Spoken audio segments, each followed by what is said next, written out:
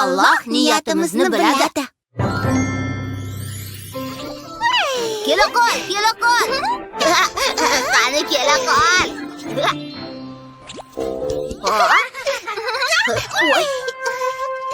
Hanna, bunga qara.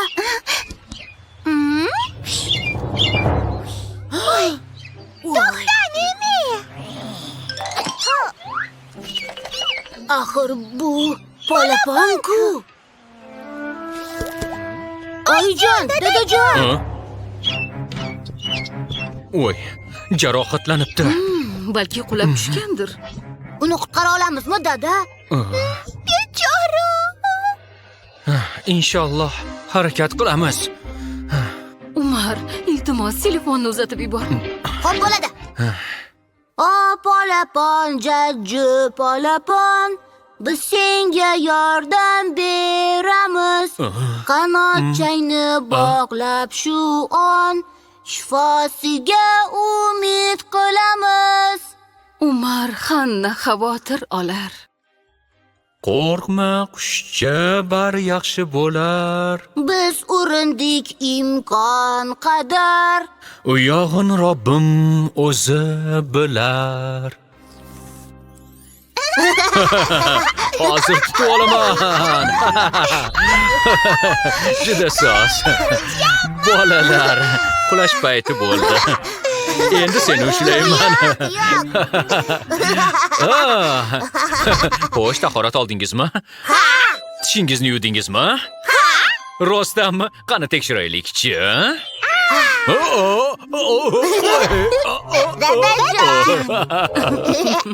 Bo'ldi, endi uxlash kerak.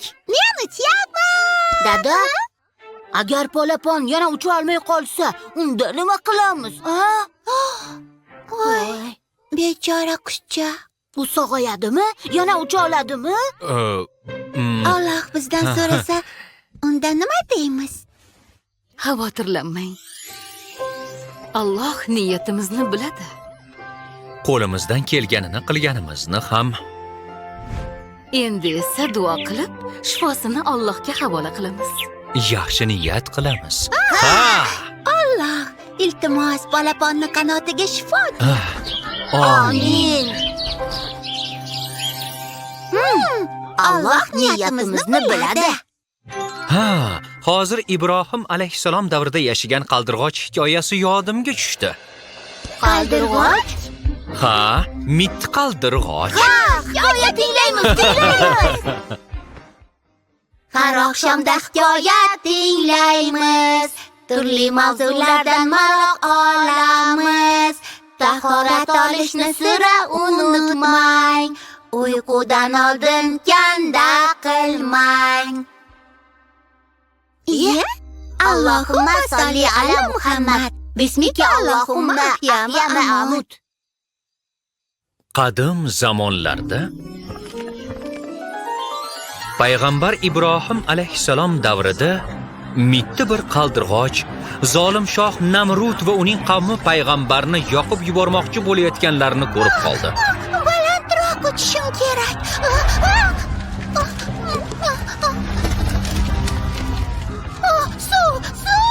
Suv qayerda?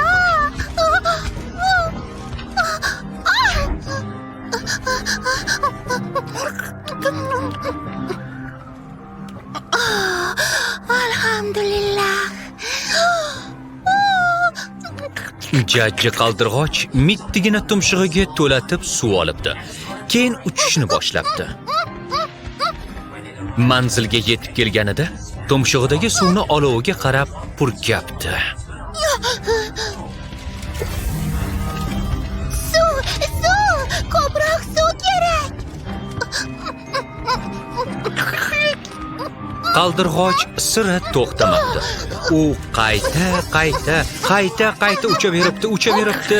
Ulkan gulxanni o'chirish uchun harakat qilaveribdi. Lekin dadajon, axir qaldirg'och kichkina bo'ladi-ku. Tumshug'i esa mittigina. U qanday qilib olovni o'chirishi mumkin? O'zing nima deb o'ylaysan? Menimcha o'chira olmaydi. Dadajon, nega qaldirg'och olovni o'chirmoqchi bo'lgan? Hanna, payg'ambar Ibrohim alayhissalom uning ichida bo'lgan. Nima? Payg'ambar Ibrohim alayhissalom olovning ichida bo'lgan. Ha, xana, zolim shoh Namrud Ibrohim alayhissalomni yoqib yuborishni xohlagan. Chunki u payg'ambarning odamlarga Allohning so'zlarini yetkazayotganini yoqtirmasdi. Inna lillahi. Keyin nima bo'pti, dada? Qaldirg'och olovni o'chirish uchun mittigina tumshug'ida suv tashiyveribdi. Ammo olov borgan sari kattalashibdi.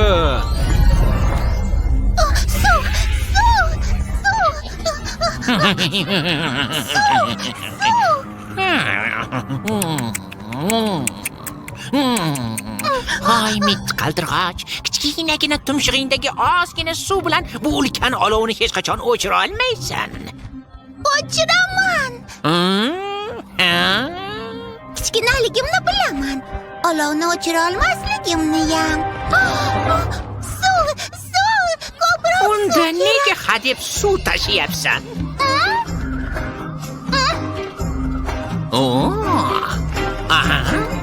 Mening yordamim faqat shudir.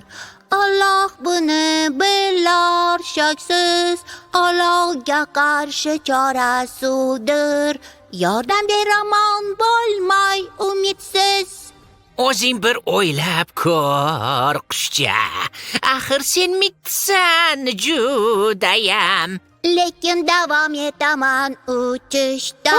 Bundan boshqa yo'l yo'q agar bilsang.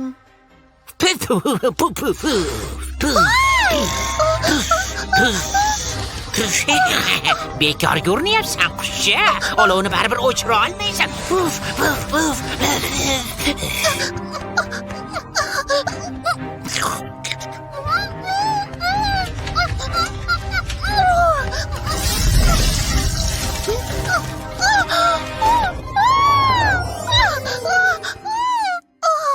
Mening yordamim faqat shudir.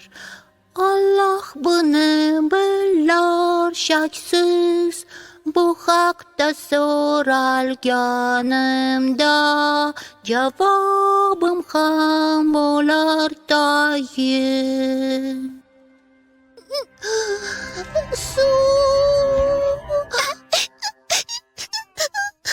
Bechora qaldirg'och.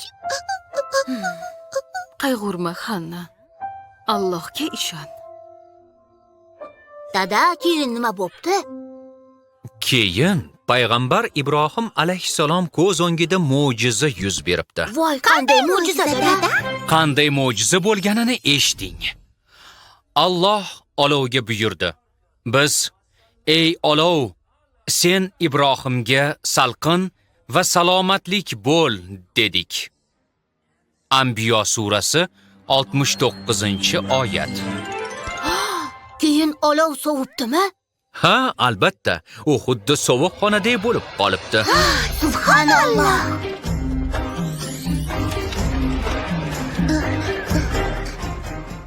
Shunday bo'lar Alloh qudrati, har nega qodir mo'jizasi.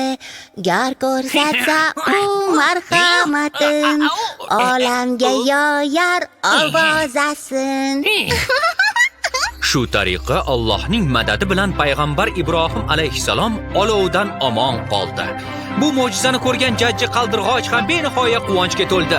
Alhamdulillah. Uxlab qolishdi. U